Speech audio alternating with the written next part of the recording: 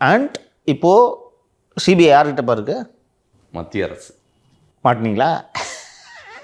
சரி, இப்போது சிபிஐ எப்படி விசாரிக்க போகிறது என்பதற்கு ஏற்கனவே நமக்கு ஒரு முன்னோட்டம் கிடைத்தது. ஹேமா மாலினி தலைமையிலான எம்பிக்கள் குழு என்ன சொன்னார்கள்? கோழி கழுத்து போல இருந்த இடத்தில் யார் வண்டியை விட அனுமதித்தது சொன்னாங்களா? அது சார், காவல்துறையின் பாதுகாப்பின்மையே இந்த விபத்துக்கு முக்கிய காரணம். பிரச்சாரங்களில் இத மாதிரி விபத்து ஏற்படவே படாது, ஏன்னா பர்மிஷன் வாங்கிட்டு போகிறது தான் பிரச்சாரம் சொன்னாங்களா? அந்த மத்திய அரசுக்கு கீழே தான் இந்த சிபிஐ செயல்படுகிறது. தேர்தல் வருகிறதா? உங்களுக்கு இன்னொரு சம்பவத்தை உதாரணமாக சொல்கிறேன். Exactly last Bihar elections. Okay, பீகாரை தாய் மாநிலமாக கொண்ட பாலிவுட் நடிகர் சுஷாந்த் சிங் ராஜ்புட் என்பவர் தற்கொலை செய்து கொள்கிறார் மும்பையில். அவர் வேறு ஊரில் தற்கொலை பண்ணிக்கிறார். அந்த பீகார் தேர்தலை மனசில் வச்சு அந்த சுஷாந்த் சிங் ராஜ்புட்டுக்கு அவருடைய காதலி போதை மருந்து சப்ளை பண்ணிட்டாருன்னு சொல்லி என்சிபி, அதாவது என்சிபியோட வேலைலாம் என்னென்னா சர்வதேச லெவலில் போதை மருந்து கடத்துறது பிடிக்கிறது தான் இங்கே வேலை. இந்த ரோட்டில் பக்கத்துலேயே 10 கிலோ கஞ்சா இருக்குன்னா கூட லோக்கல் போலீஸை கூப்பிட்டு சொல்லிட்டு இவங்க போக மாட்டாங்க. இருந்துக்கலாம் இந்த கப்பலில் போகுது இல்லை நடுக்கடலில், அதை பிடிக்கிறது தான் அந்த என்சிபி. ஓகேவா? இன்டர்நேஷ்னல் ட்ரக் ரிங் தான். அவங்கள கூப்பிட்டு 8 கிராம் கஞ்சாவை விசாரிக்க சொன்னாங்கடா அமலாக்கத்துறை. சிபிஐ 2 மாதம் நேஷ்னல் சேனல்ஸில் பூரா இப்போ கூட இருக்கும். அவர் இந்த ஒரு அர்ணப் கோஸ்வாமி முஜே ட்ரக் தோ அப்படின்ட்டு அந்த பேசின வீடியோ ரொம்ப பாப்புலர். கரெக்டாக பீகார் எலெக்ஷன் முடிஞ்சு தூக்கி போட்டு போயிட்டாங்க. இத்தனைக்கும் சார் அவருடைய தற்கொலை அரசியல் தற்கொலை இல்லை, கிடையாது. ஹீரோவாக நடிச்சிட்டு இருந்தவரை தற்கொலை பண்ணிக்கிட்டதை அரசியலுக்காக பயன்படுத்திக்கிட்டாங்க, ஒரு டிஸ்ட்ராக்ஷனுக்காக பயன்படுத்திக்கிட்டாங்க. அவருடைய காதலி ரியா சக்கரவர்த்தியை கைது பண்ணி அதை சிறையில் வச்சு தேசிய ஊடகங்கள் பூரா அதை பெருசாக்கி பீகார் மக்களின் அடிப்படை தேவைகளை யாருமே விவாதிக்கல. 1.5 மாதம் ரியா சக்கரவர்த்தி, சுஷாந்த் சிங் ராஜ்புட் ஊதி கரெக்டாக அடுத்த தேர்தலே வந்துருச்சு.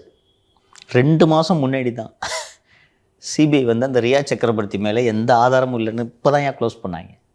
ஒரே ஒரு நடிகர் சூசைடு பண்ணிக்கிட்டதுக்கு. இதை எப்படி ஊதுவாங்க? எலெக்ஷன் வரைக்கும் இந்த கரூர் மேட்ரு எப்படி போகுதுன்னு மட்டும் பாரு. நியூஸ் நிறைய வரும் நமக்கு. சிபிஐ இங்கே அது ரெடி அங்கே அது ரெடின்னு வருதுப்பா. இது போக டாமி அது வேலையை தனியாக செய்து கொண்டிருக்கும். டிசம்பருக்கு மேல் டாமியின் பாய்ச்சல் மிக தீவிரமாக இருக்கும். சிபிஐ ப்ரெஸ் மீட்டை தவிர்க்க முடியாதுல்ல சார்? எப்படி தவிர்ப்பா? கொஞ்சம் கொஞ்சமாக கண்ட்ரோல் போயிட்டே இருக்கும். புரியுதா? ஏற்கனவே இந்த கேபிளை பிடிக்கி விடுறதுலாம் செம்ம காண்டில் இருக்காங்க. எப்போ இவர்களுக்கு சரிவு தொடங்குகிறது, பின்னடைவு வருகிறது என்று தெரிகிறதோ நேராக அப்படியே எடப்பாடி வீட்டுக்கு அதை தட்ட ஆரம்பிச்சிருவாங்க. சார் வணக்கம். அப்புறம் அவங்ககிட்ட அரசு கேபிள் அடுத்த வாட்டி யார்கிட்ட இருக்கும்? அதனால் காலகட்டம். இப்போது நீ சொல்லு, நீ தான் டிஎம்கே, எப்படி எந்திரிச்சு இதுலேருந்து வெளில வருவேன்? இது நடக்கக்கூடாதுன்றதுக்காக தான் நீ இவ்வளோ போராட்டம் பண்ண. ஓகேவா? இல்லைன்னா எந்த அளவுக்கு ஏட்டையாக ஒரு பக்கம் பேட்டி கொடுக்குறாரு, இது போட சேனலில் போய் கரெக்டாக இங்கேருந்து போய் பேட்டி எடுத்துகிட்டு வர்றாங்க. எவ்வளோ கோஆர்டினேட்டடாக வேலை செய்கிறாங்க. அண்ட் இந்த 15 நாட்களாக விஜய் தான் கொலை செய்தார் என்று எவ்வளோ நரேட்டிவ்ஸ், அதை பற்றி பேசினவங்களை எப்படி தூக்கி உள்ள வச்சிங்க. நேற்று திண்டுக்கல் மாவட்டத்தில் நிர்மல்குமார் என்று மாவட்ட செயலாளரை அந்த தாவேக்க கட்சியினர் சொல்கிறாங்க. அந்த லோக்கல் உள்ளூரில் அவங்களுக்கு உள்ளூர் அரசியலில் தகராறு. திமுக நிர்வாகி ஒருத்தன் போலீஸ் ஸ்டேஷனில் உட்காந்துக்கிட்டு போஸ்ட்டு போடுறானா, நீ சீக்கிரம் கைதாகிற பாருன்ட்டு. அதே மாதிரி தூக்குறாங்களாம்.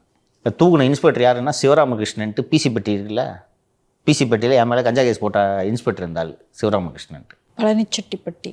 ஸோ அந்த ஆளுக்கு வேலையை போய் கேஸ் போடுறது தான். அதுவும் திமுககாரன் சொன்னானா எப்படி ஆடுவார் இருந்தாலும் சிவராமகிருஷ்ணன். நீதிபதி அவர்களை இழிவாக பேசினார் அப்படின்னு சொல்லிட்டு தான் இப்போ அவரை கைது பண்ணியிருக்காங்க. நீதிபதி அவர்கள் சொன்னதே தப்பு, அவர் எப்படி விசாரிக்க முடியும்னு சொல்லிட்டு உச்சநீதிமன்றம் சொல்லி எப்படி சார் இப்படி கைது பண்ணுறாங்க? இது நேற்று நடந்துச்சு கைது, தீர்ப்பு இன்றைக்கி தானே வந்துச்சு. அந்த நீதிபதியோட கதி இன்றைக்கி என்னாச்சுன்னு பார்த்தியா? அந்த திமுக நிர்வாகி இந்த நிர்மல்குமாரை கைது செய்த உடனே பார்த்தியா நீ கைதாவன்ட்டு நான் சொன்னேன் அப்படின்னு அங்கேயே உட்காந்துட்டு போஸ்ட்டு போடுறானா. இப்போது இந்த தாவேக்கவினரை கேட்டிங்கன்னா இல்லை நாங்கள் சட்ட ரீதியாக டிசிப்ளினாக தான் எல்லாம் செயல்படுவோன்னு. நீ என்ன ஆயுதத்தை பயன்படுத்த வேண்டும் என்பதை உனது எதிரி தீர்மானிக்கிறான் அப்படின்ட்டு மாவோ சொல்லியிருக்கிறாரு. இவங்க சட்ட ரீதியாக நடந்துக்கிட்டா நாமளும் சட்ட ரீதியாக நடந்துக்கலாம். இதை எப்படி பண்ணணும்? அதிமுக நிர்வாகி ஒருத்தனை இப்படி நேரம் தூக்கிட்டு போயிருந்தாங்கன்னா போலீஸ் ஸ்டேஷனை முற்றுகையிட்டிருப்பாங்க அதிமுகங்க. ரைட்டாக அவங்களுக்கு அடுத்த கட்டத்துக்கு கொண்டு போக தெரில. முற்றுகையிட்டு எங்கள் தலைவர் இப்படி அசிங்கமாக பேசினாலும் அதுக்கு நாங்கள் கம்ப்ளைண்ட் கொடுத்துருக்கோம்ல, அதுலேயும் எஃப்ஐஆர் போட்டு அவனே அரெஸ்ட் பண்ணி இவனே அரெஸ்ட் பண்ணு. ஆளுங்கட்சி நிர்வாகி அரெஸ்ட் பண்ணுவாங்களா? ஆனால் எஃப்ஐஆர் போடுங்கன்னு சொல்லிட்டு இவங்க சொன்னாங்க சார், ஆனால் கைது பண்ணுது. ரைட்டா? அப்போது வண்டி எடுக்க விட மாட்டோம், கூப்பிட்ற எல்லாரையும் உட்காரு எல்லோரும் கைது பண்ணு. இந்த நிர்வாகிகள் முழக்கம் போடுறாங்க, எல்லாம் போடுறாங்க. அந்த சிவராமகிருஷ்ணன் தூக்கி ஒரு 2 நிர்வாகி 5 பேர் அரெஸ்ட் பண்ணி போய் கல்யாணப்படுத்தி விட்டு சாயங்காலம் விட்டாங்க. அதிமுககாரன் விட மாட்டாங்க. நீங்கள் தான் சட்ட ரீதியாக தானே எல்லாத்தையும் அணுகுங்க. தூக்கி உள்ளே வச்சுட்டாங்க. இப்போ நிர்மல்குமார் அந்த பையன் போயிட்டு வெளில வர்றதுக்கு 15 நாள் ஆகும்.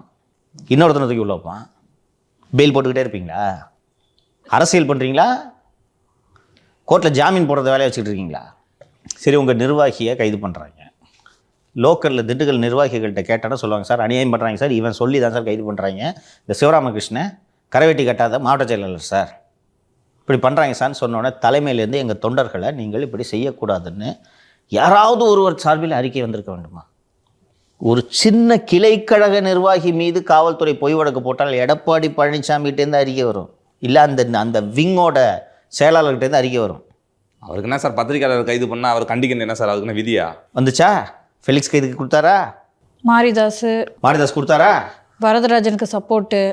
உன் கட்சி மாவட்ட செயலாளர் தூக்கின்னு போகிறான், என்னையா பண்ணுகிறீங்க நீங்கள்? அவன் எதுக்கு அவன் கைதானா? மால்குள்ள பதாகை ஏந்தி நின்னாங்க இல்லையா அண்ணா யூனிவர்சிட்டி வழக்கில், அதை பற்றி திரு எடப்பாடி பேசினதுக்கு அப்புறம் தான் அது வெளியே ப்ராப்ளம் ஆகுது, மக்கள்கிட்ட எக்ஸ்போஸ் ஆகுறாங்க டிஎம்கே. அப்படி பண்ணாதானே நாளைக்கு திருப்பி வந்து நிற்பான் கட்சிக்காரன் உனக்காக. இந்த கைதுகள் கட்டுப்படும்.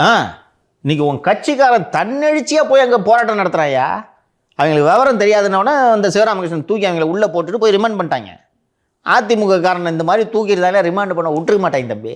கோஆர்டினேஷன் இல்லாமல் போயிடுச்சு சார். கிரவுண்டில் என்ன நிலைமை நடக்குதுன்றத விர்ச்சுவல் வாரியர்ஸ் கிட்ட அவங்க சொல்லி விவாதமாக்கி இருக்கணும். 2 பேருக்கு யாரு கோஆர்டினேட் பண்ணுவாங்க? நடவடிக்கை கட்சியிலிருந்து கண்டன அறிக்கை வந்திருக்க வேண்டும். வந்து ஆட்டோமேட்டிக்காக இவங்க பிக்கப் பண்ணிப்பாங்க. இதுதான் அந்த தொண்டர்களுக்கு ஒரு தைரியம் இருக்குது. தலைவரே கண்டிக்கிறாரு. ஆமாம், தலைவர் கண்டிச்சிட்டாரு, அவ்வளோதான் பார்த்துக்குவார். நீங்கள் தான் 16ஆம் நாள் காரியம் முடிஞ்சு கரிசோறு போடுற வரைக்கும் நீங்கள் தான் வெளில வர மாட்டேன்றீங்களே. அவங்களே வெளியே வந்துட்டாங்க. யாரெல்லாம் விக்டிம்ஸோ அவங்களே வந்துட்டாங்க வெளியே. இன்னைக்கு அந்த குழந்தை பறி கொடுத்த பொண்ணு இன்னைக்கு சுப்ரீம் கோர்ட்டில் லாகின் பண்ணி அவங்க உட்காந்துருக்காங்க. இந்த மொமெண்ட் வரைக்கும் கரூர் போகிறதா இல்லையா நீங்கள் முடிவு எடுக்கல, லெட்டர் கொடுத்துட்டு உட்காந்துருக்கீங்க. சார் நீங்கள் டைம்ஸ் ஆஃப் இந்தியாவில் விஜய் 2.0 போட்டு நண்பனா போக்குறியா அப்படின்னு சொல்லிட்டு ஒரு ஆர்டிகல் வந்திருக்கு. அது என்ன சார் போட்டிருக்காங்க? டைம்ஸ் ஆஃப் இந்தியாவோட சென்னை எடிட்டர் திரு அருண்ராம் அவர்கள் திங்கட்கிழமை ஒரு கட்டுரை, ஸ்டோரி போர்டு என்ற தலைப்பில் ஒரு கட்டுரை எழுதுவார். அந்த கட்டுரையில் தான் இன்றைக்கி இந்த விஜய் 2.0 நண்பனா போக்கிரியா 2 விஜய் படம் இல்லையா, அதனால் இது மாதிரி வந்திருக்குது. அதில் ஒரு விஷயத்தை திரு அருண்ராம் அவர்கள் சொல்கிறார். ரொம்ப நம்பிக்கையோடு இந்த பொழுது விஜய் அவர்களுக்கு விடியும். ஏன்னா உச்சநீதிமன்றம் ரொம்ப ஒரு 15 நாளாக சைலண்ட் மோடுக்கு போயிட்டாங்க, ஃப்ளைட்டு மோடுக்கே போயிட்டாங்க. ஸோ திரு விஜய் அவர்கள் இன்றைக்கி உச்சநீதிமன்றம் தீர்ப்பு சிபிஐ விசாரணைக்கோ சிறப்பு புலனாய்வு குழு விசாரணைக்கோ உத்தரவிட்டால் தீவிரமான அரசியலில் ஈடுபடுவார் என்று எதிர்பார்க்கலாம். இப்போது விஜய் ஒரு நெருக்கடியான காலகட்டத்தில் இருக்கிறார். நீதிமன்றம் என்ன உத்தரவு போட்டாலும் சரி, விஜய் ஒரு நெருக்கடியான காலகட்டத்தில் இருக்கிறார். உச்சநீதிமன்றம் அவருக்கு சாதகமான ஒரு தீர்ப்பை வழங்கினாலும் அவருக்கு இருக்கக்கூடிய நெருக்கடி அதிமுகவோடு கூட்டணி வைப்பதா தனியாக போட்டியிடுவதா என்பது அவர் முன்பு இருக்கக்கூடிய நெருக்கடி. அதிமுகவோடு கூட்டணி வைக்கலாம் என்று அவர் முடிவெடுத்தாலும் யார் முதல்வர் வேட்பாளர் என்ற கேள்வி விஜய் முன் இருக்கும். விஜயை முதல்வர் வேட்பாளராக்க எடப்பாடியும் ஒப்புக்கொள்ள மாட்டார், எடப்பாடியை முதல்வர் வேட்பாளராக்க விஜயும் ஒப்புக்கொள்ள மாட்டார். 2 பேரும் ஆட்சியை பாதி பிரித்து கொள்ளலாம் என்று நினைத்தாலும் இதை செயல்படுத்துவது கடினம். ஆனால் அதிமுக தரப்பிலிருந்து விஜய்க்கு ஆதரவு தெரிவிக்கும் வேலையை எடப்பாடி பழனிசாமி இந்த இன்சிடென்ட் நடந்ததிலிருந்தே செய்து கொண்டிருக்கிறார். அதனால் கூட்டணி ஏற்பட்டாலும் ஏற்படலாம். சிஎம் போஸ்டையும் இருவரும் பகிர்ந்து கொள்வதற்கான சாத்தியக்கூறு இருக்கிறது. ஆனால் விஜய்க்கு இருக்கக்கூடிய சிக்கல் அந்த கூட்டணியில் பிஜேபி இருக்கிறது என்பதுதான். பிஜேபியை கொள்கை எதிரியாக அறிவித்த பிறகு பிஜேபியோடு கூட்டணி வைப்பது விஜய்க்கு நெருடலாக இருக்கும். அரசியலில் சந்தர்ப்பவாதம் ஒரு பகுதி. ஆனால் இப்போது பிஜேபியோடு கூட்டணி வைத்தால் ரொம்ப சீக்கிரமாக சந்தர்ப்பவாதத்தை திரு விஜய் அவர்கள் கையில் எடுத்து விட்டார் என்ற விமர்சனம் அவர் மீது வரும். எப்படியாவது திமுகவை வீழ்த்த வேண்டும் என்பதற்காக விஜயும் அதிமுகவும் கூட்டணி வைத்து தேர்தலில் போட்டியிடட்டும். திமுகவை வீழ்த்துவதற்காக நாம் இந்த தேர்தலில் போட்டியிடாமல் ஒதுங்கியிருக்கலாம் என்ற முடிவை பிஜேபி எடுக்கக்கூடும்னு எழுதியிருக்காரு. இதெல்லாம் எந்த அடிப்படையில் எழுதுறாருன்னு எனக்கு தெரியல. அவ்வளோ நல்லவங்களா சார் அவங்க? எந்த கட்சியும் ஒத்துக்கும்? அதுவும் அவங்க நான் போட்டியில்லைன்னா தேர்தலே நடக்காது பார்க்குறியா? அவரோட விருப்பத்தை சொல்லிக்கிறாரு போல. What if BJP in it's insuppressible urge to defeat DMK at any cost makes a tactical exit from the ADMK alliance to make space for TVK. The saffron party would in the event of such reconfiguration of the opposition, Vijay will have one reason less not to join hands with ADMK அப்படின்னு சொல்லிட்டு நான் November மாதம் கடந்த நவம்பரில் நான் விஜயை பற்றி இப்படி எழுதியிருந்தேன்ட்டு ரீகால் பண்ணுறாரு. 2026 தேர்தலை விஜய் அவர்கள் தனியாக போட்டியிட்டால் அவரோடு ஒரு சில சிறு கட்சிகள் சேரலாம். அது விஜயுடைய உண்மையான பலன் என்ன என்பதை கண்டுபிடிக்க அது உதவும்.